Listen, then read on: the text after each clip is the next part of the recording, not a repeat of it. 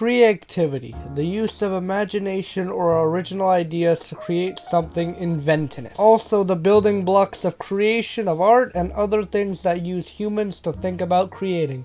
No other game in 2011 has ever made you think about creating something in a game and use your mind to create something very special until a game came out that changed the landscape forever. Minecraft is a survival game about a man named Steve, a wordless character that goes on adventures.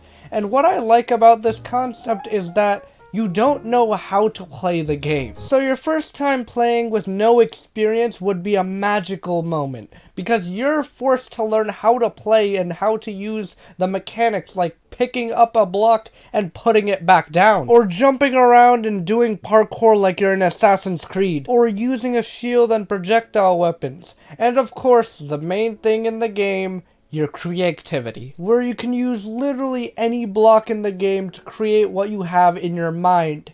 It's amazing how much stuff people have made by just playing the game. You want to create an infinite XP generator? You can make that. You want to create a mechanic that burns all of your useless shit? You can make that. You want to create a secret door? You can make that. And heck, you could even make a machine that could play Minecraft. The level of creativity is really overwhelming because 99% of the stuff you're thinking can be created in Minecraft. What I also like in Minecraft is its emphasis on planning your journey. Most games have you doing one journey that was created by the writers and generally have one story with one journey controlled by them, which of course is not bad. I actually like this. It provides a lot of story that I can enjoy, but there is one problem with that.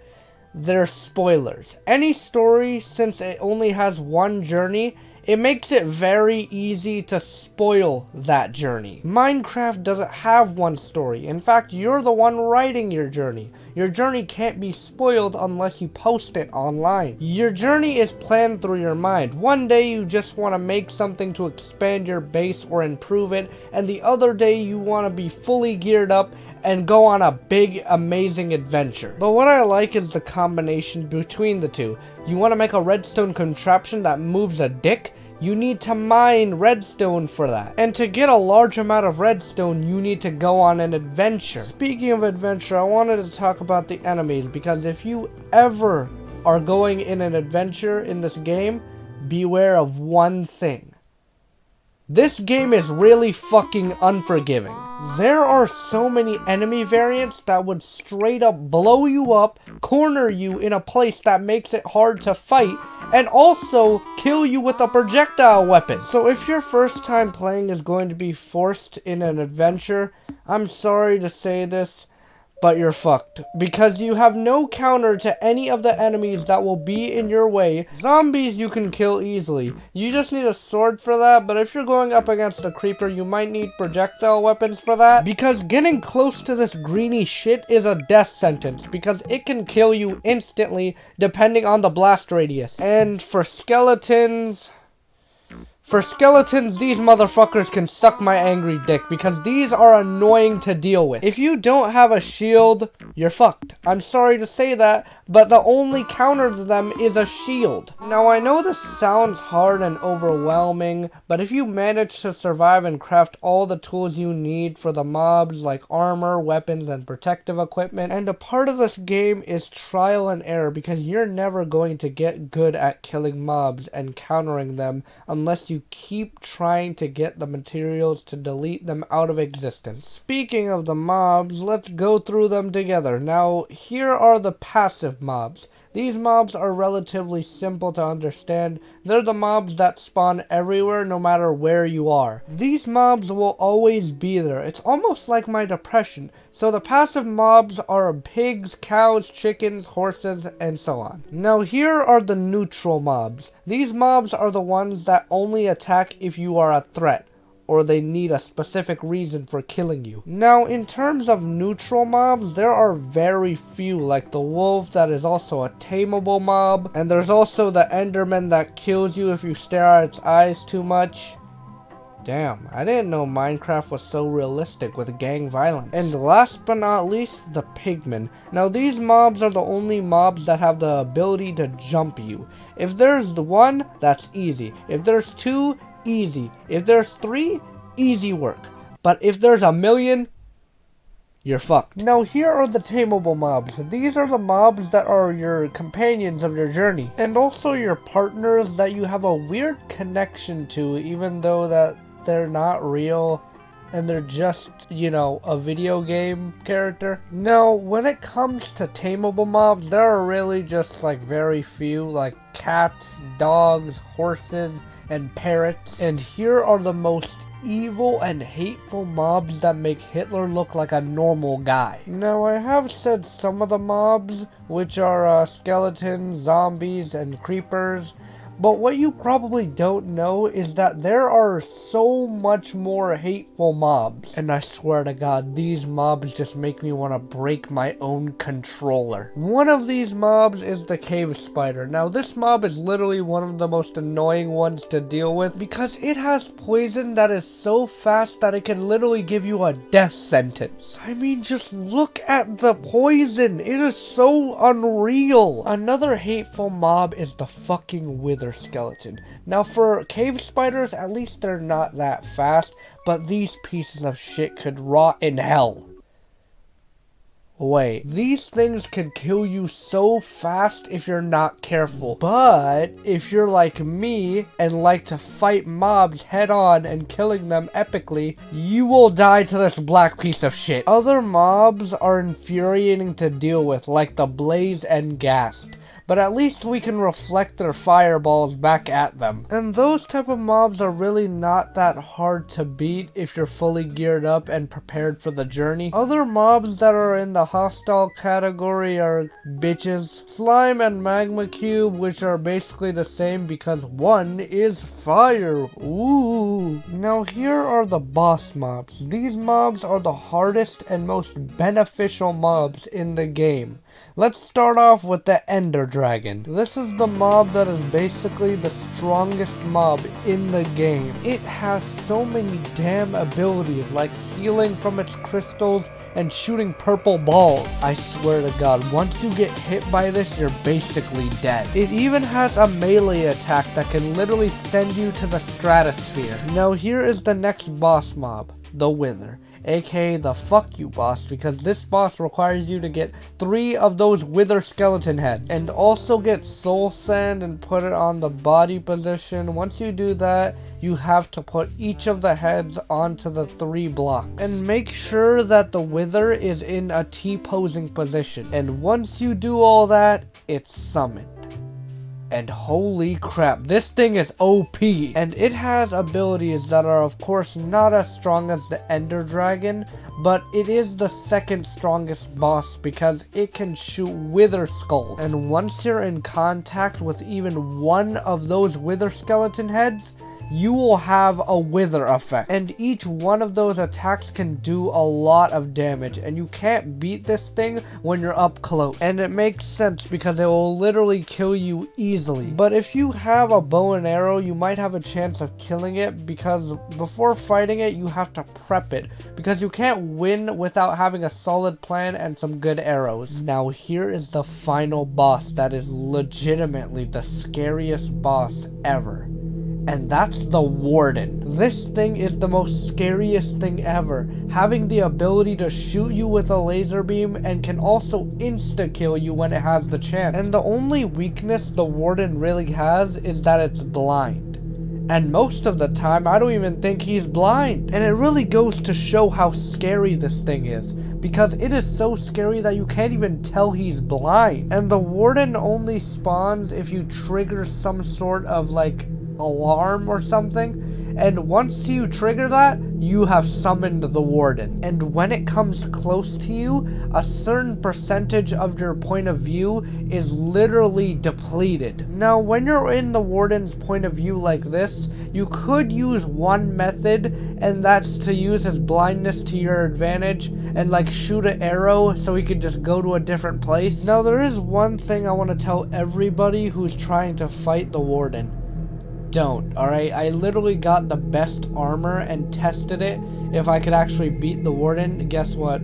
I couldn't even beat him. I couldn't even damage him to the point where he could die or something. I had the best enchantments, like fire aspect, sharpness, and like literally the best stats you could literally name. And I still couldn't beat the Warden in a one-on-one fight. So if you're trying to kill the Warden, you'll ultimately die. So don't even try to kill him. Now here is the next thing I absolutely love about this game, and it's the terrain generator. You can be playing Minecraft on a different playthrough and it will look different every time. The terrain generator will just produce the best things you will ever see or even look at. Now the terrain doesn't only create grass and trees and villages, it creates biomes. Now if you don't know what biomes are, they are different places that are completely different to the typical grass and tree biomes. Now certain biomes do have resources you need to create what you want to create, and it's also very cool to look at the scenery and how beautiful some of these biomes look. Now most of the biomes are above ground, like the winter biome that it has ice islands and polar bears that kind of have the behavior of real polar bears. And to give you an example of the other biomes, I'm going to tell you about the mushroom biome that has mushroom cows that could literally give you chicken noodle soup if you milk them. And it's also great to explore around the biomes because the terrain generator just makes the biomes look beautiful, sometimes even look absolutely stunning. And this game has really made the next generation of survival games like Terraria and Don't Starve. Mind you, I haven't fully completed these games because I'm poor. I played a little bit of Terraria when I downloaded the demo, and it was alright. It definitely was no Minecraft though. Another thing I wanted to say is that they keep consistently updating new biomes, and I feel like I should go through them with you guys, and I feel like I should rate them from 1 to 10. So, alright, let's get right into it. Alright, let's get this out of the way. The plains and forest biomes are basically the same because one is just with full grass and the other is just with grass and a lot of forest. And you can't really go wrong with these biomes. They're basically the first biomes in the game, and they're pretty good and at times pretty beautiful to look at, and they do serve their purpose. The plains is just a biome connected to the forest biome, which is basically a parkour simulator and a very good place to get resources for wood. So I would give this an 8 out of 10 because this is the first biome, and because of this biome, it literally made the path for more biomes to come. Next biome is great. It's probably one of the best biomes in the game, and that biome is the jungle biome. Now the reason this biome is so good is because it has different variants, and sometimes all of the variants are combined into one jungle biome if it's big enough. And the reason why it's so good is because when you go through the biome, it feels like you're in some sort of arc in your adventure, and you also think being here will benefit you in a lot of ways, which it will, because in this biome you have temples, and these temples have a lot of good resources in them. And also, they have traps that can kill you if you're not careful. And the jungle does contain a lot of other stuff like parrots and other animals and resources. And since this biome is so big and so great to explore and, see all of the temples, I'm probably going to give this a 10 out of 10.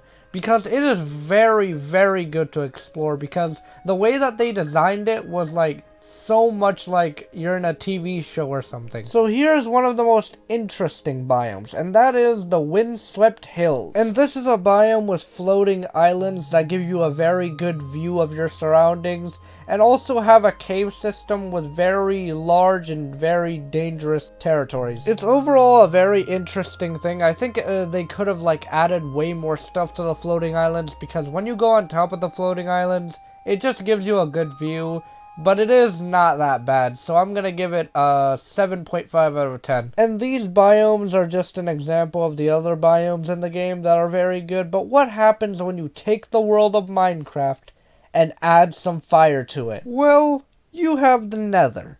aka the fuck you and die world. This dimension is very unforgiving and at times is just trying to fuck with you and your sanity. And this dimension has so much stuff and it even has its very own biomes that piss you off. And this biome can suck my balls. There's a lot of this stuff and it feels like there's going to be more on the way, which just makes waiting for the updates way more enjoyable. And there's even a cave biome that strictly has mobs that will kill you if they see you. And there are smaller scaled updates like new animals and new items, and there's going to be more on the way soon. And this game is perfect. When you play with a friend, you could literally have a very funny experience. And you could also help each other with their own adventures or something. Now, the only thing I would say is bad is the online games. Now, Minecraft is an online experience, but it never felt like a game to win and conquer other opponents. It just felt like a game with your own adventures, your own world, and your own imagination, and also your own creativity. Now, don't get me wrong, these game modes are fun, but it doesn't feel like Minecraft. Now, I've always seen Minecraft as a creative type of game, the game that, you know, uses your imagination. Now, there was fighting in the game, but it was very, very small. The most you did was, like, go in a cave and fight a few enemies and, like, you know, just get the resources. And yeah, you're going to be feeling very good by killing, like, an entire army of mobs or something, but you're not going to be as satisfied when you actually build something with your brain. So yeah, that was the Minecraft experience, with a lot of great places, with a lot of great adventures, and a lot of building. I think Notch should be proud of himself for making such a great game for millions of people, even though he's kinda depressed now. So anyways, I hope you enjoyed, and I'm making a passion project on GTA 5, and it's going to be one of my best videos ever. And yeah, I hope you guys enjoyed this very good video that I was very passionate about. And there will be more videos like this. And there will be a GTA 5 video analysis or something. And yeah, I'm very passionate about that project. So yeah, that's all I wanted to say. Bye. Hey, I'm a retard. I can't tie my shoe. I relax.